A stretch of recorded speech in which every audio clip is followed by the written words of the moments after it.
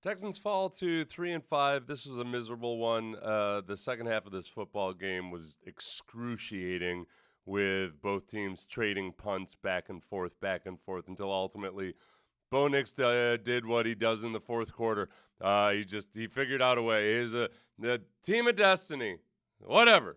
The CJ Stroud got injured in this game. Look, let's boil it all down to this. As far as the offense and the issues that they have, even when CJ Stroud is in there, here's DeMeco really summing it all up at one point in this press conference. I'm going to play a few of the questions that I thought were most relevant from this game. And here's DeMeco on the red zone. Yeah, for us offensively, again, it all goes back to, and it's in the red zone. We got to do a better job of finding a way to get in the end zone. Like, if we can't get in the end zone, score points is going to be hard. We're really in Magic Johnson Twitter land at this point. We could say the most basic things about it. Hey, the defense does a pretty good job of preventing points by and large. The offense doesn't do a good enough job of scoring points, particularly when it should be easiest to score points, like when you're on the 1 or the 2 yard line. Here's DeMeco on the Texans' inability to score on the goal line. The red zone's one thing. When Nico Collins stretched out to get the ball to the 2 yard line in the second quarter, I genuinely 100% wasn't even joking when I said he may have gotten them too close. This offense needs space to operate because they can't win the sumo wrestling match up on the line of scrimmage. Here's DeMeco on that goal line sequence.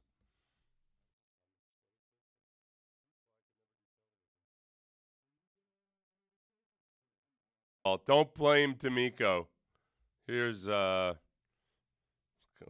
sons of bitches. All right, let me find it here. This is going brilliantly. This is going about as well as there we go. To start for us, it wasn't good enough. We were in the red zone multiple times as an offense there at the 1 yard line, had multiple opportunities to get it in. That's just about, it's sheer willpower. To me, it's at the 1 yard line. We got to find a way to, displace guys at the line of scrimmage and punch the football in, right? And that's what it takes in that situation. We didn't get it done. Multiple other opportunities in the red zone. We came up short. Right? We made it in the red zone 3 times. Like to see us convert and get in the end zone versus a really good Denver team. Credit to those guys. They did an outstanding job. Defensively, they did a good job of getting stops. They needed to get stops. We didn't play well in the red zone. We didn't play well on third down. So if you don't win in those situational, critical moments of the game, it's going to be hard to win it. And this is just for those of you Broncos fans who are brought here by the algorithm. Hell of a defense, especially without your best player on defense out there. This is not new to us in Houston. Getting down to the 1 yard line and being unable to score, that's kind of their thing. It's what they hang their hat on. And I disagree with DeMeco in saying that it's all about willpower, because I think at some point sometimes it does.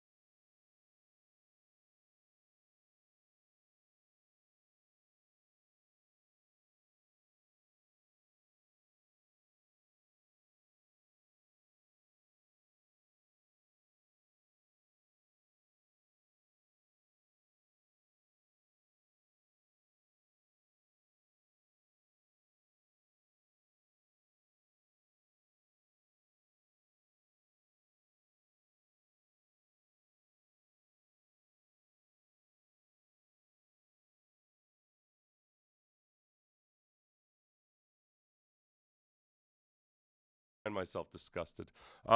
It's the most like primitive football guy attitude of you just got to want it more than the other guys. Man, everybody wants it. Everybody fucking, excuse my language, everybody freaking wants it. Like they don't have an offensive line that you can feel awesome about. That Joe Mixon's nowhere to be found. Joe Mixon probably could have punched it in there at some point in one of 4 tries. They get a false 6 trips from 2 yards and closer to the goal line. Six plays they ran. You had 2 penalties and you had 4 stuffs. Like it's just it's a piss poor operation down there, and you had C.J. Stroud on those. This is DeMeco on the Abrams drain hit on C.J. Stroud. You guys aren't going to be happy with my opinion about this. Yeah, C.J. scrambled. Of course, he tried to he slid, and the guy came up and hit him. As I see, it's unnecessary roughness. He hit the quarterback when he's sliding and giving himself up. If I'm incorrect on the rule, I've seen that happen multiple times, with our guys, and we get the penalty, but for some reason, it just didn't happen there. So we'll look at the film and see, what actually happened there. At the end of the day, we lost our starting quarterback, all right, because of the play. And anytime you lose your starting quarterback, it's always tough. In real time that looked brutal, and from way up in the press box especially, it looked awful. I gotta say, going back to a Browns game I watched earlier this year, I can't even remember who they were playing. Joe Flacco had slid, and the defender hit him in the torso as he was going down. They threw a flag on the field, and the booth review overturned it. And at that time, I thought it was the appropriate call. And I showed the Azeez Al-Shire hit there. Obviously, Azeez had hit him in the neck area, like that. I argued that I thought they were too tough on Azeez just simply because the quarterback was really trying to get close to the line of scrimmage. Trevor Lawrence was trying to get to that first down marker, and he slid late. This one, I know a lot of people are saying that, DeMeco needs to slide sooner. I think that DeMeco just flat out didn't see, if we watch it,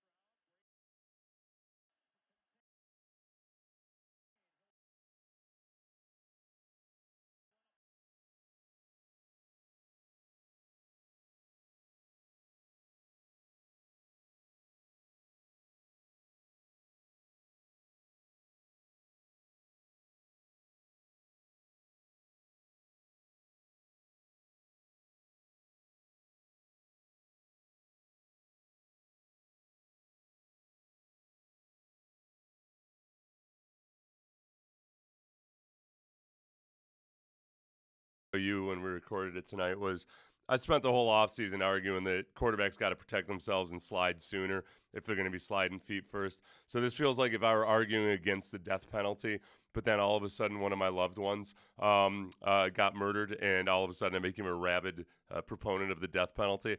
That's a little bit of hypocrisy there when it hits home. So I gotta stay.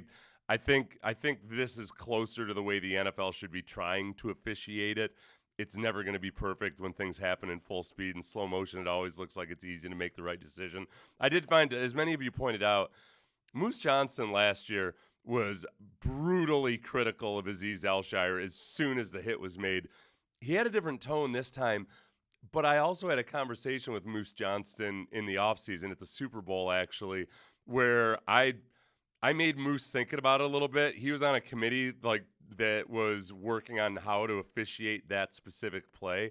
And I think I swung him around a little bit more to the defensive player's perspective on it. But the sum total of it is that they're not a good offense without CJ in there. They're not a good offense with CJ in there against good defenses, but they're not a good. I mean, they were 3 for 17 on third downs. And CJ, I believe, was the only quarterback that converted a third down for the Texans today.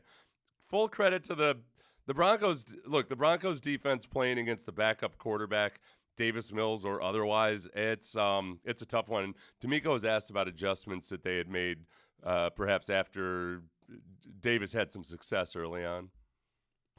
Was there something that they adjusted or changed? Davis came out and was moving the ball okay, and then it felt like Denver kind of adjusted to him a little bit. Was there something that you saw that they changed or did to kind of get to him? I thought Vance did what he always does. He mixed up his coverages a lot, some drop 8 coverages that he's shown on tape. So he did a good job of mixing it up. We just have to, again, we have to be able to make the plays we need to make. We got to run the ball better, all right? And we just got to be able to finish drives. It's third down for me. You go 3 of 17 on third down, that's not winning football.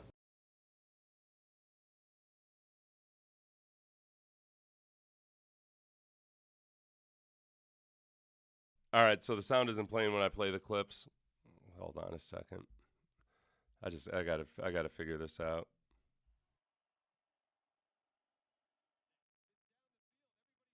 All right, there we go. All right, sorry about that, everybody. That's just not making me happy. Not one bit. It was already a bad day, and now this. I apologize to everybody for that. Yeah, there was one play in the second half where it looked like maybe there were 2 defensive linemen rushing. Davis doesn't see the game the same way CJ does. Now, he doesn't, to give him at least a partial excuse, he doesn't get a lot of reps during the week as the backup quarterback, so it's not like he's going in there. It's facing a very good defense when it comes to disguising their coverages and making it confusing for quarterbacks. This is an especially tough test for Davis Mills to come in on the fly, but he's also newsflash, he's not as good a quarterback as CJ Stroud is. This is DeMeco on the Bo Nix scramble at the end of the game. For those of you who missed the game, Bo Nix did what Baker Mayfield did to the Texans earlier this year, which is had a huge scramble, this time to put the Broncos in field goal position at the end of the game, after neither team had been able to do a damn thing for the most part for the previous several series. Yeah, I mean, Bo made a great play there. I think we held him in check for most of the game, and in a critical moment, there it is. Their guy stepped up, and he made a play. That's what the NFL is about. He made a play. He scrambled, got out on us. We knew that was the case, but our game plan this week was about remaining disciplined for 4 quarters, right? That's how we rush the quarterback, how we operate in coverage, being where we're supposed to be, and in the fourth quarter, right, we had a lack of discipline there, and some other times throughout the game, lack of discipline allowed them to get in scoring position and also score a couple times on us.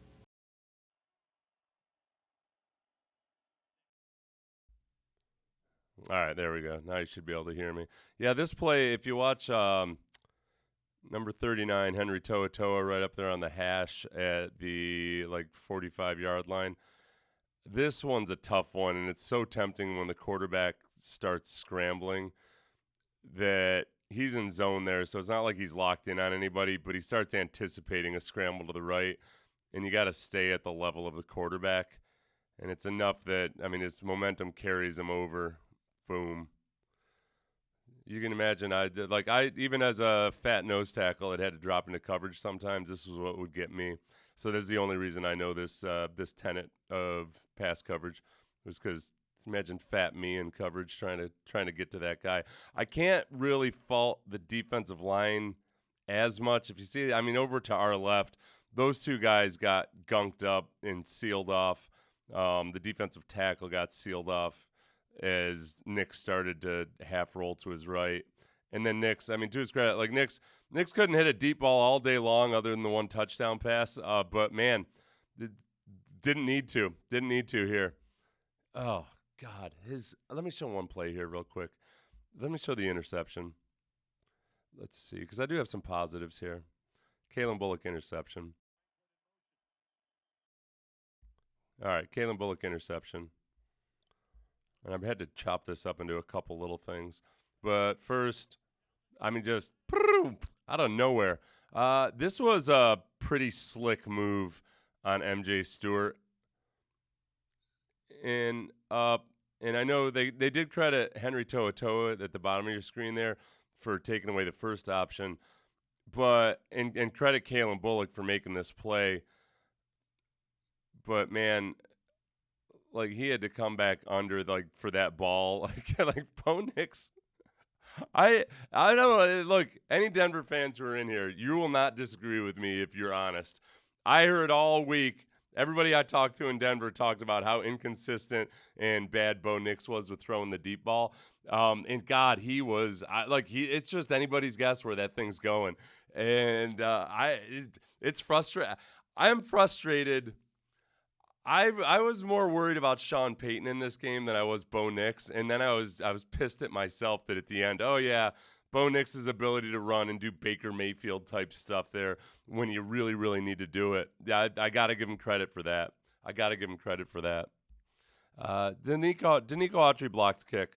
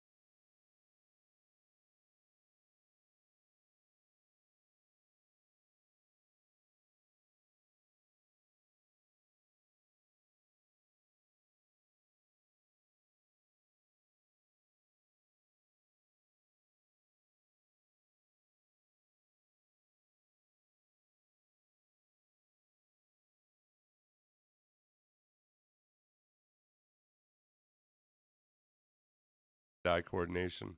Let's get to the comments before my voice goes. Let's see. We will not re-sign Hunter. He's already extended for another year, so I don't think they'll extend him again. But I don't know if they'll re-sign him. They extended him in the offseason. Kirk did nothing. Can we trade him? Let's remember, Davis had Kirk wide open down over the middle of the field there at the end. Didn't touch it. Did I not get the fucking... Was my microphone not on when I was showing the... Oh, this is it. All right, I'm going to bed. Let's fix this together, though. Let me get this. Let me figure this out. Denico Autry blocked kick.